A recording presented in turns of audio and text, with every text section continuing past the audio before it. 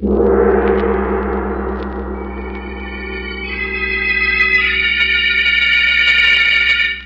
Sealed Book.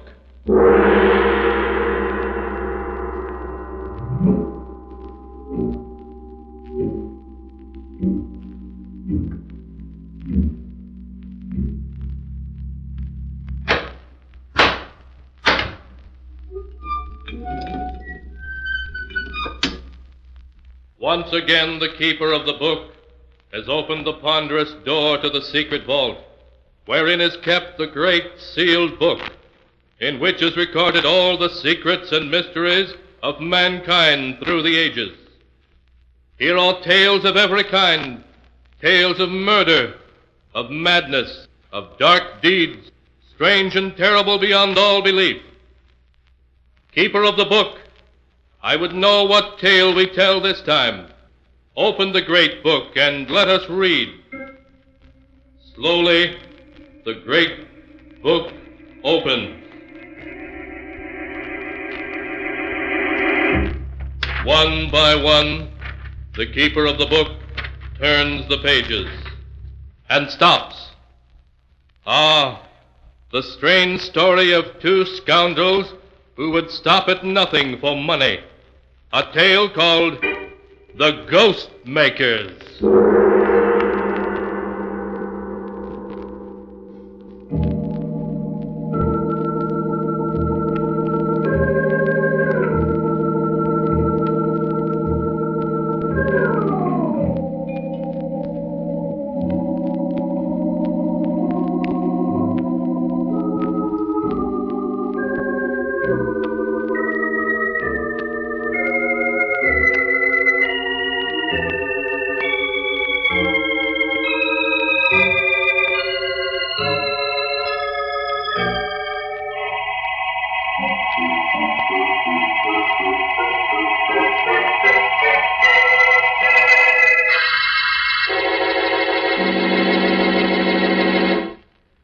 Here is the tale, The Ghost Makers, as it is written in the pages of the sealed book. It is an autumn afternoon in the ancient New England village of Wilton. In an old stone house a mile from the town, Agatha Wainwright is serving tea to her nephew Ned, and a little man Ned has introduced as Professor Piedmont, a friend who has come to spend a few weeks with them while he works on a book to be called Old Graveyards of New England.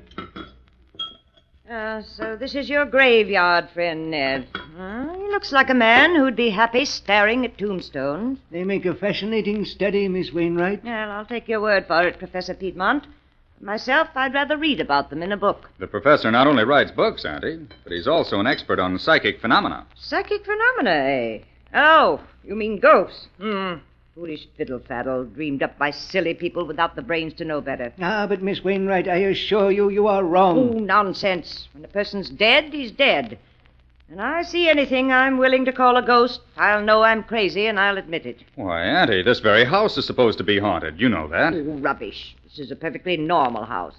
I've lived here a month, and I haven't heard so much as a board squeak. But Miss Wainwright, that may be only because you're new to the house and not yet sensitized.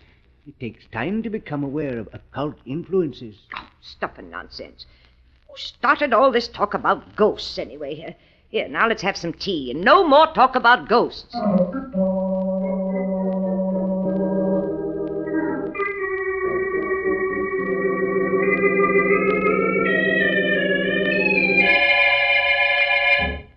Well, Ned, now that we're alone, suppose you tell me a little more than you put in your letter. I'm still not sure why you sent for me. All right, Professor. This is the gist of it. 3 months ago, Aunt Agatha's brother died, leaving her an estate of $400,000. And I'm Auntie's only living relative. I see. Yes, light begins to dawn. No, wait.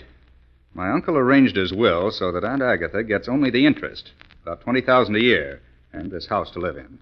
On her death, the entire estate goes to charity.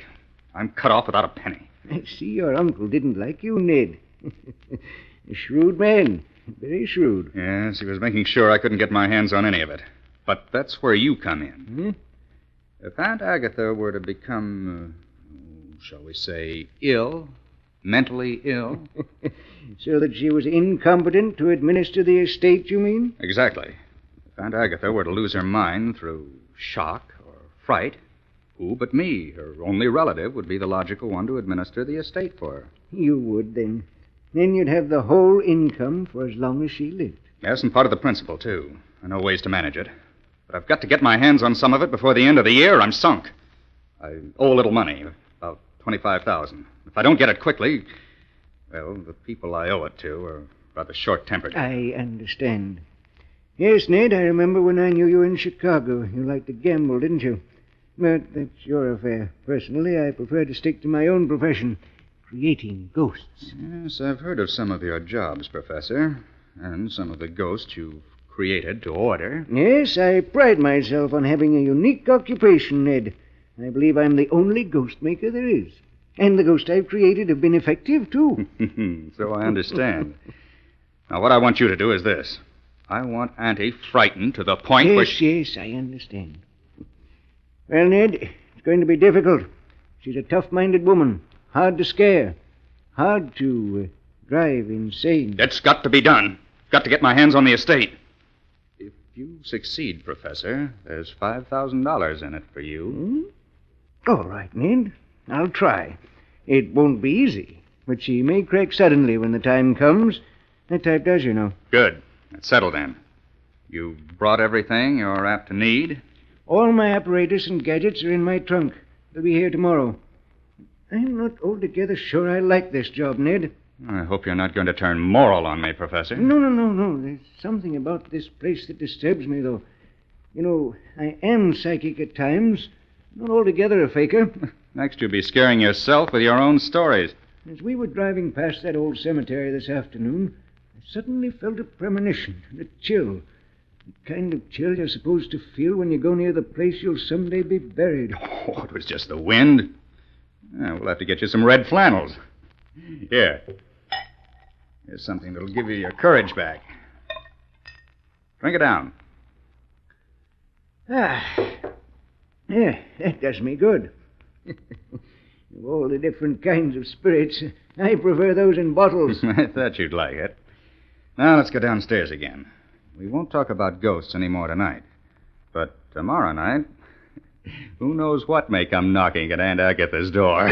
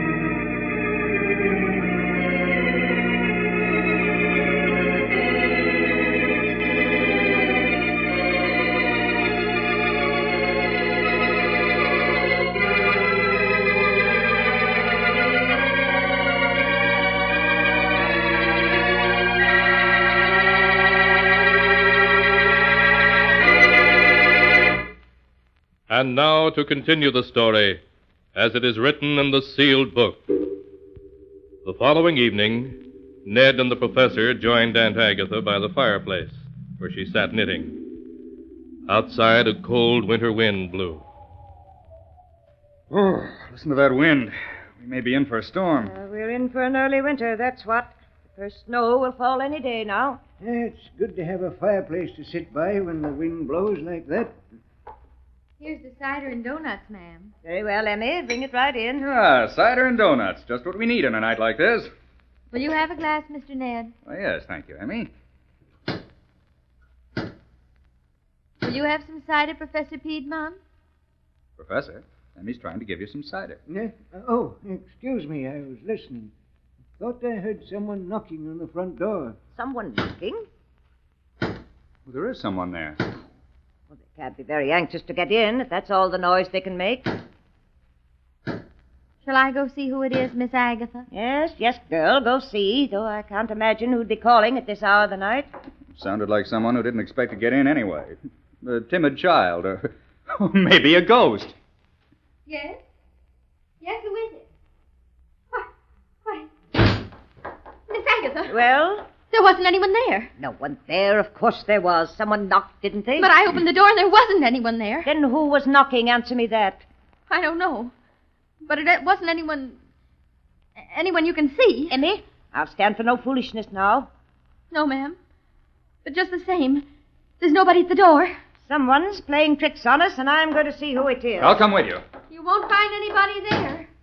Yes, well, we'll see. Well, what is it? What do you... There isn't anyone here. No, but there was. They slipped away into the bushes. That's what they did. Yes, of course. Some small boys playing tricks, I suppose. If I catch them, I'll tan their hides. Who was it, Miss Wainwright? Just some boys playing tricks, Professor. That's all it could have been. Come on, Professor. Drink your cider. What? Oh, yes, of course. Professor, you look like a man who was listening to something then. What was it? Oh, no, I assure you. I'm too old not to know when a man is lying, Professor Piedmont. What were you listening to? To tell the truth, I thought I heard voices. What kind of voices? Faraway voices, crying something I couldn't make out. I bet it was just the flames in the fireplace. I'm sure it was. Of course, that's all it was. Well, what do you say we all turn in? This New England air makes me sleepy. Knocks at the door when there's nobody there. And voices. Yes, it's high time we were all in bed instead of sitting around here imagining such nonsensical things.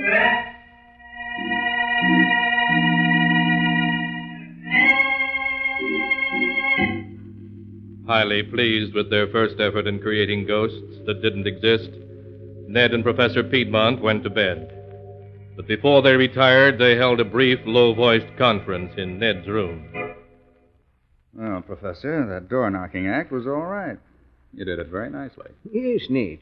An ordinary length of black thread run through a crack in the window sash and attached to the door knocker can create a very satisfactory ghost indeed. Now tell me, what comes next on the program? Well, we can't work too fast.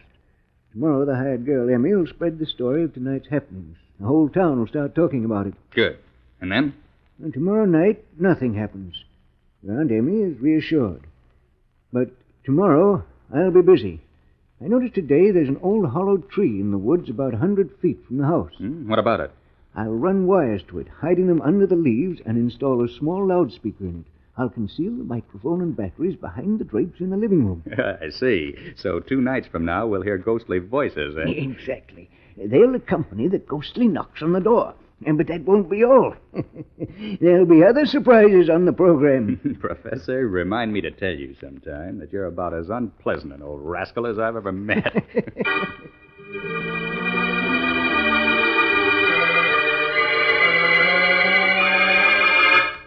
The next evening, Agatha Wainwright listened nervously for a repetition of the ghostly knocks.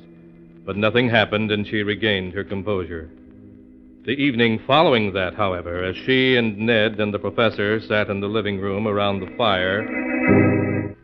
9 o'clock. The evening may just be starting in New York, but here in Wilton, it's bedtime. Seems to be someone at the door. So there is. Shall I go? No, Emmy can answer the door. She does little enough to earn her money. Emmy? Emmy? Yes, Miss Agatha? There's someone at the door. See who it is, please. Must I, Miss Agatha? Must you, indeed. Answer the door, Emmy. I'd rather not, ma'am. Emmy, see who is at the door. Yes, Miss Agatha. I'm going. Who is it? There's no one there. There's no one there again. Emmy, get control of yourself. But I tell you, there's no one there. Then it's someone playing tricks. That's all you hear, Emmy. Yes. Yes, Miss Agatha, I hear. But I don't believe it. Go to your room. Yes, ma'am. I'm sorry, Miss Agatha. But there wasn't anyone there. I hope I'm not going to have to discharge that girl. Shall I go this time, Auntie? No, Ned. If the rascals play their tricks, whoever they are, they'll soon stop when they see we pay no attention. I wonder if I could see them from the window. Maybe we could trap them if we were to go quietly out the back door and slip around to the front. What was that?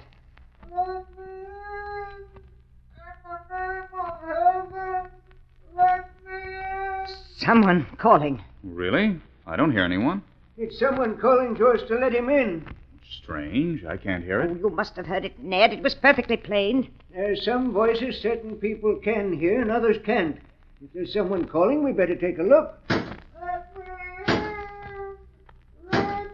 Come on, Auntie. We'll see what goes on. Who's there? Show yourself, whoever you are. The yard's perfectly empty. No, there isn't a soul in sight. Both the knocking and the voices seem to have stopped. Perhaps we ought to search the yard and... And Agatha, look. Huh? Down at the edge of the trees. Lights. 3 balls of light moving around just above the ground. Really? 3 spheres of light? Dear me, luminous spheres are common manifestations of spiritual Oh, presences. nonsense. They're just will-o'-the-wisps, that's all. Whatever they are, we're going to see. Come on, Professor. If it's a trick, we'll soon know. Yes, Ned. Wait for me. Don't scare them away. I want to see what they look like. Ned, they're rising. They're floating away above the trees. And Agatha. Annie, are you all right? Shall I get a doctor for you? What do I want with a doctor? I'm all right. An old fool carrying on like that. Just because of some will-o'-the-wisps or whatever it was. I shan't do it again, I promise you. You need not be ashamed, Miss Wainwright. Unless I'm much mistaken, we've witnessed a psychic visitation of a kind unsurpassed in my experience. No stuff and nonsense, Professor. You may believe in spirits, but I don't. I never have believed in ghosts, and I'm not going to start now. It was just that it was, well, unexpected.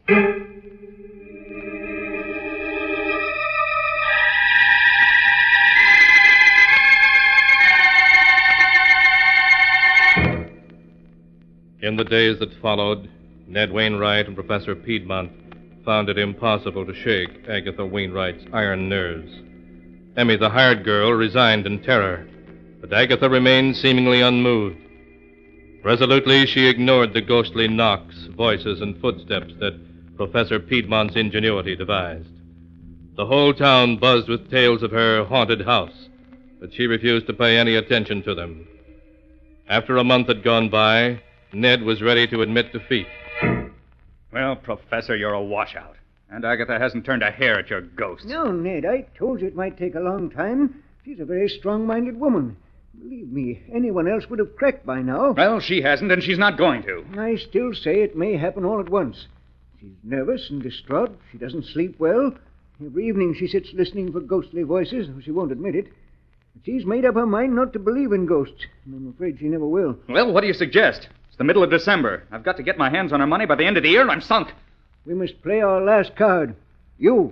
Me? What do you mean? She's fond of you. You're her only relative. What are you getting at?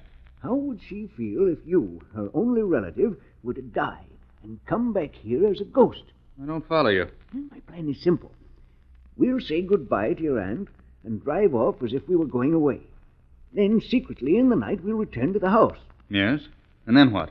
We'll see to it that she receives a phone call from a friend of mine in Boston. He'll announce to your aunt that you and I have been in an automobile accident, that we've been killed. Oh, I see. Yes, I begin to understand. Immediately after the phone call, we'll knock. She'll come to the door and see us standing there. And having just heard that we're both dead... Exactly. And if that doesn't work, Ned, we are defeated. But it'll be a strong mind indeed that can withstand such a shock. A strong mind indeed.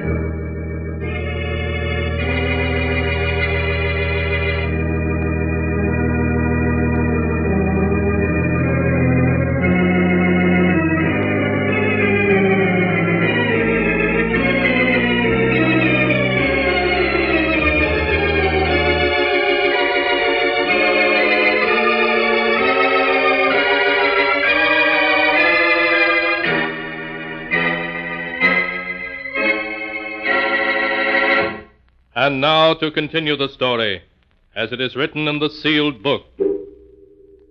2 days later, Ned and Professor Piedmont said goodbye to Agatha and drove away. It was starting to snow as they left, so they made their way by a roundabout route to an isolated roadhouse, and there they spent the day waiting. After darkness had fallen, they started back towards Aunt Agatha's house.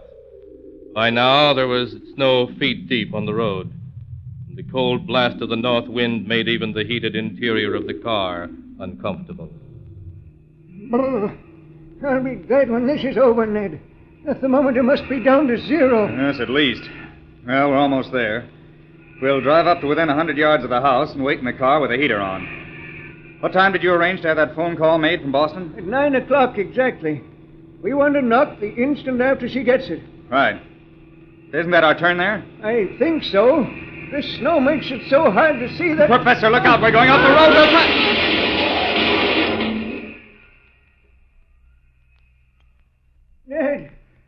Ned, are you hurt? Oh, my ankle. Help me out of here. Come on. Hurry, Ned. I smell gasoline. The car may catch on fire. All right. Help me onto the road. Yes. What happened? We skidded down a 10-foot bank and turned completely over. If you'd watched where you were going, it wouldn't have happened. I couldn't tell. There was ice under the snow. No, but never mind that. We've got to get to shelter. And I think my ankle's broken. Yes, I can't step on it. Here, you can lean on me. But where are we? Quarter of a mile from Aunt Agatha's. There isn't another house within a mile. Then come on. We've got to get there quick. Lean on me. Help all you can. If we don't get there soon, we'll freeze to death.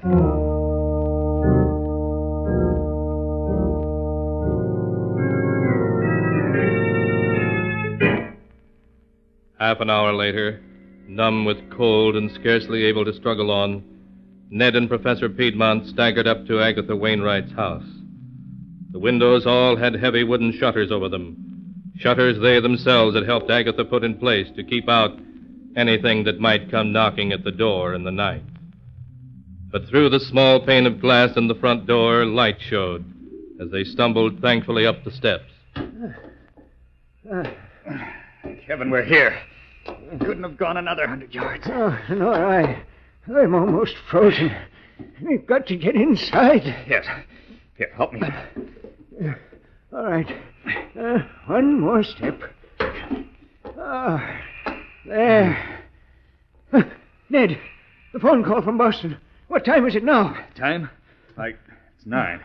9 o'clock exactly. Then knock quickly. We've got to get inside before that phone call comes.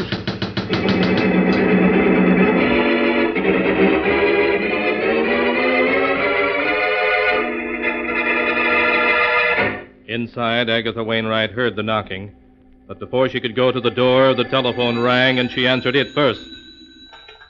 Hello? Yes, this is Wilton 317. Boston, calling long distance? Yes, I'll hold on. Just a minute. Hello? Yes, this is Miss Wainwright speaking. The Boston General Hospital. My nephew Ned. What is it? What's happened to him? Oh, dead. An automobile accident. Both of them killed? No. Oh, no. Yes, I'm all right. Thank you for letting me know. I'll come in the morning. Ned killed? Oh, no. No, he can't be. It's Ned. Let me in. Let me in. Ned's dead. He's been killed. Let me in, please, Aunt Agatha. Ned, let me in. No, Ned's dead. Ned's dead. Let us in. No, you can't be Ned. Ned was killed. He's dead. Aunt Agatha, please. It must be Ned's ghost. The professor was right. There are ghosts. It's Ned's ghost out there. Aunt Agatha, we're freezing to death out here. Please let us in. No, you can't come in. You're a ghost.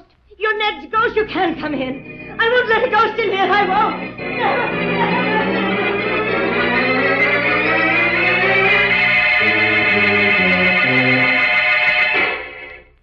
The next morning, Ned and Professor Piedmont were found frozen to death beside the house, where they made a vain effort to pry open the heavy wooden shutters that covered the window. You see, Agatha never did let them in. She knew better than to open the door to ghosts.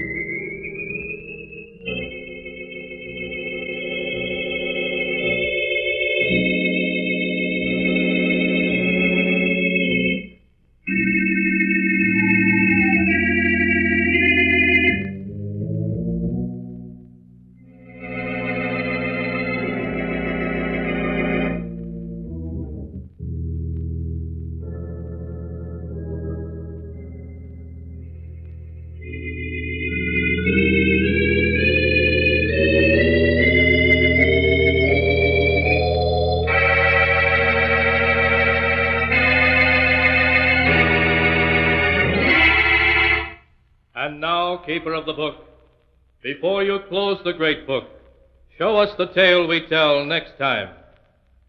This one? Ah, yes. Why, this is amazing. It's a tale of murder. Queer, unexpected, fiendish murder. Murder of a very different and unusual kind. A tale such as you've never heard before.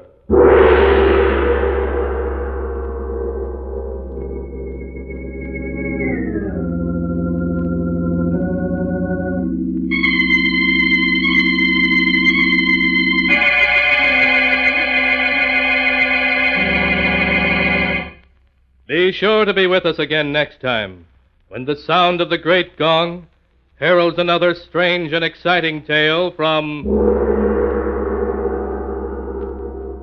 The Sealed Book.